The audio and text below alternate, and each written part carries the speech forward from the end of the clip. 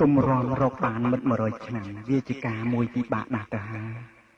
តែការរក្សាមិត្តភាពឲ្យគង់វង្សនោះវាកាន់តែពិបាកណាស់ទៅទៀត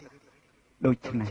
បើមានត្រឹមតែការបំពេញករណីយកិច្ចជាប្តីជាប្រពន្ធប៉ុណ្ណោះវាមិនគ្រប់គ្រាន់ទេ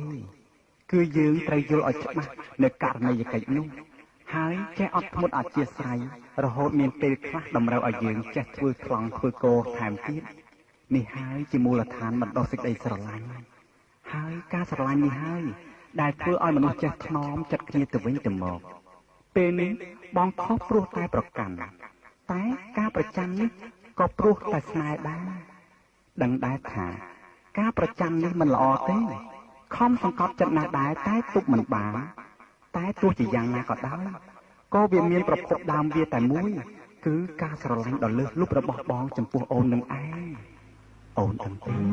បំណែកចិត្តដែលបងស្រឡាញ់ប្រសិនជាលេបអូនបានបងលេបអូនទុកក្នុងពោះបងបាត់ទៅហើយ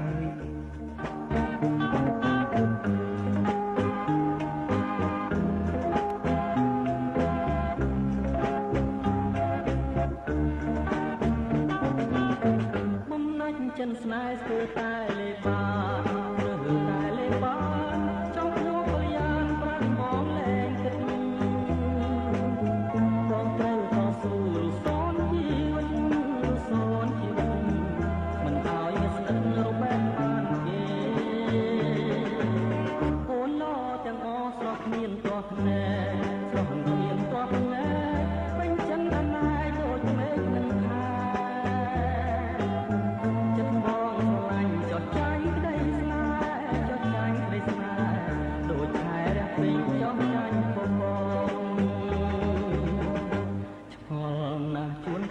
ចិនបង